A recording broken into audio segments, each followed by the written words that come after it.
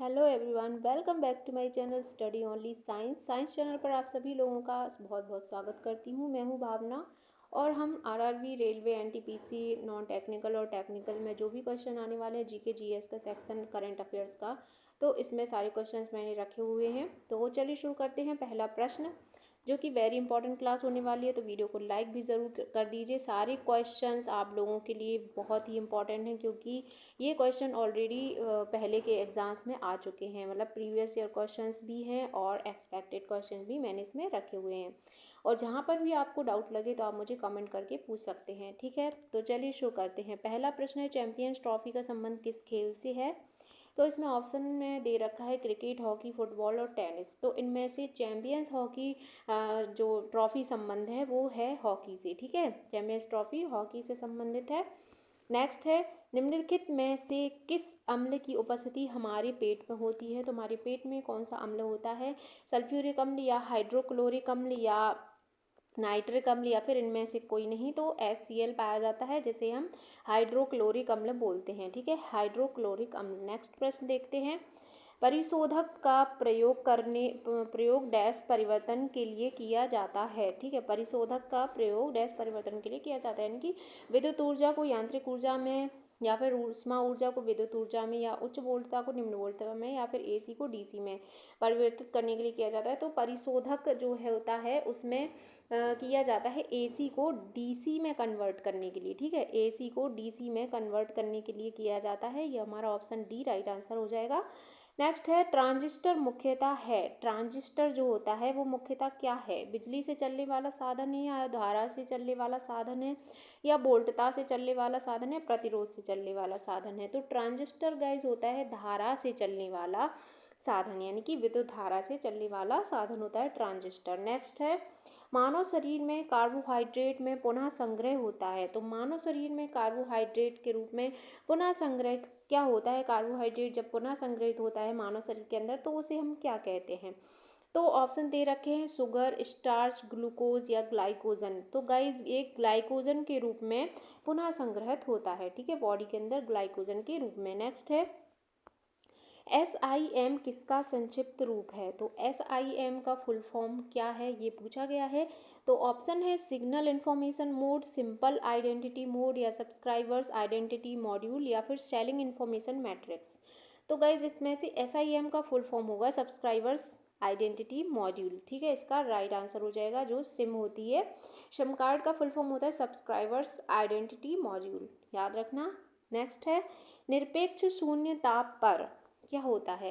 पानी जम जाता है, या फिर आणविक गति रुक जाती है, या सभी गैस द्रव हो जाते हैं, या फिर उपरोक्त सभी? तो गाइज इनमें से राइट आंसर कौन सा हो जाएगा? निरपेक्ष शून्य ताप पर पानी जम जाता है, ठीक है, जम जाता है, बर्फ में कन्वर्ट हो जाता है। नेक्स्ट है, एक फोटो विद्युत सेल परिवर्तन करता है। जो फोटो विद्युत सेल होता है वो क्या परिवर्तन करता है? प्रकाश ऊर्जा को ऊष्मा ऊर्जा में, या फिर प्रकाश ऊर्जा को ध्वनि ऊर्जा में, या प्रकाश ऊर्जा को विद्युत ऊर्जा में, और विद्युत ऊर्जा को प्रकाश ऊर्जा में? तो गाइस फोटो विद्युत सेल जो है ये परिवर्तन करता है प्रकाश ऊर्जा को विद्युत ऊर्जा में, ठीक है, प्रकाश ऊर्जा को विद्युत ऊर्जा में परिवर्तन करता है।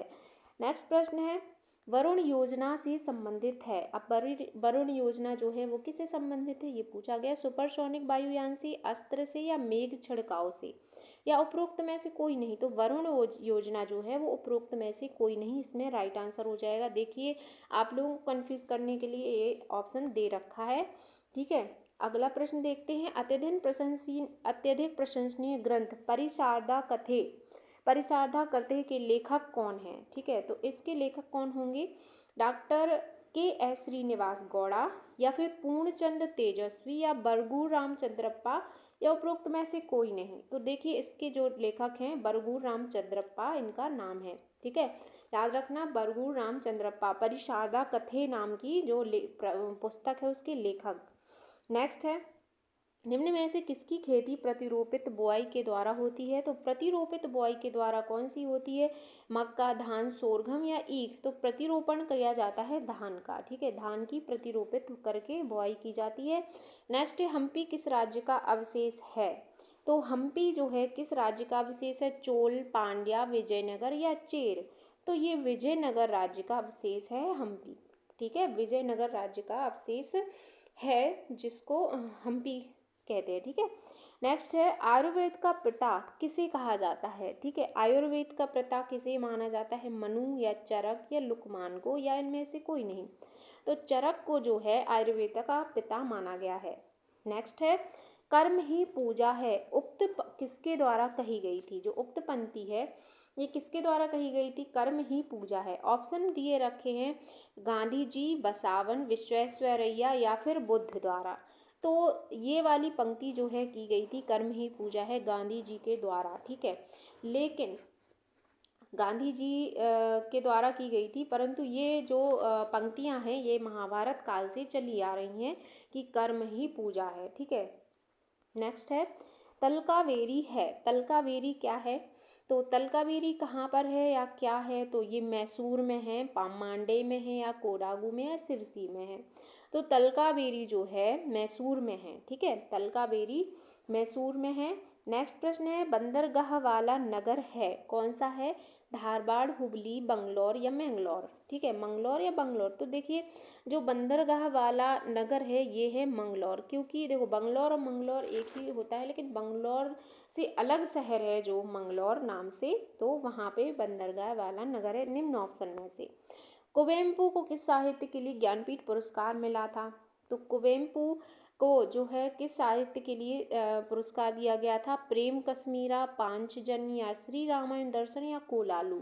तो देखिए कुवेम्पू को कोलालू के लिए ज्ञानपीठ पुरस्कार दिया गया था। नेक्स्ट है संगीत रत्न मैसूर तिरमा कोडालू 14वीं शताब्दी के एक प्रतिभावान वायलिन वादक थे। उन्होंने वायलिन के कितने तार की खोज की थी, डैश कितने तारों की खोज की थी। तो इसका राइट आंसर क्या हो जाएगा गाइज, 3 तारों की खोज की थी। ऑप्शन नंबर ए हमारा सही आंसर हो जाएगा। नेक्स्ट है नेत्रावती नदी है। नेत्रावती जो नदी है ये क्या है, नेत्रावती डैश यानी कि किस ओर से, ऑप्शन के अनुसार लग रहा है कि ये कहाँ से कहाँ बहती है। तो इसमें राइट आंसर नेत्रावती नदी जो है वो दक्षिण की ओर बहती है। ठीक है, दक्षिण की ओर राइट आंसर हो जाएगा। अगला प्रश्न है नारियल के पेड़ अधिकतम किस जिले में होते हैं।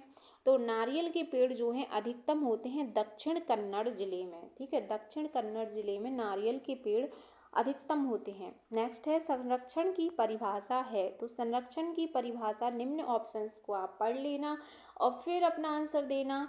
हम आपको आंसर बता रहे हैं जहाँ तक हो सके प्राकृतिक संपत्ति को बहुत कम हानि और पर्यावरण निम्नीकरण के साथ उपयोग करना। ठीक है, ये होगी संरक्षण की परिभाषा। बाकी ऑप्शन ए, बी और डी गलत हो जाएंगे। नेक्स्ट है प्रतिजन एक पदार्थ है, प्रतिजन। ठीक है, एंटीबायोटिक।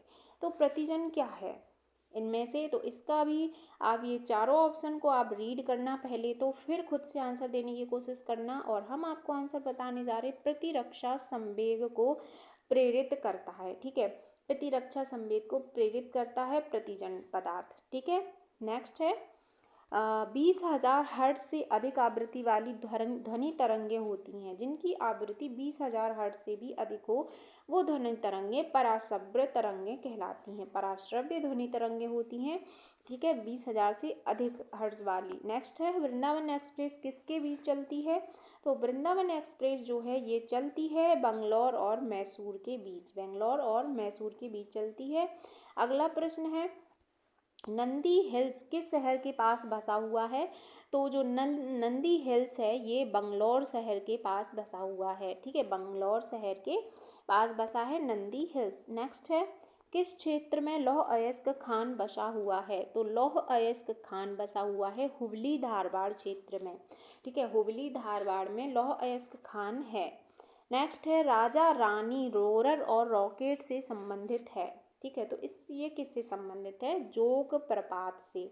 ठीक है, एक जोग जलप्रपात है उससे रिलेटेड है। ठीक है, नेक्स्ट है भारतीय राज्य त्रिपुरा की राजधानी कहाँ है। तो आप लोग भारत के सभी राज्यों की राजधानियाँ को भी याद कर लीजिएगा और मैं कोशिश करूँगी कि इस की शॉर्ट ट्रिक के साथ मैं एक वीडियो आप लोगों के लिए लेकर आऊँ और आपको पूरे ही जो 28 के 28 राज्य हैं और केंद्र शासित प्रदेश हैं उनकी सभी की राजधानियां मैं आपको ऐसे रटवा सकती हूँ ट्रिकों पे, ठीक है। आपको ट्रिक भी याद रहेगी, आप भूलोगी भी नहीं, तो कोशिश करूँगी कि मैं वो लेकर आऊँ। चलिए इसका आंसर देते हैं, त्रिपुरा की राजधानी है अगरतला, ठीक है। तो गाइज़ ये थी आज की क्लास। आई होप आप लोगों को प्रश्न अच्छे लगे होंगे। वीडियो अच्छी लगी हो तो लाइक कर दीजिए और वही हमेशा से कि अगर आप नए हैं, पहली बार देख रहे हैं मेरे चैनल को, सब्सक्राइब कर लीजिए, ठीक है। और साथ ही साथ बेल आइकन को प्रेस भी कर लीजिए। मिलते हैं नेक्स्ट वीडियो में।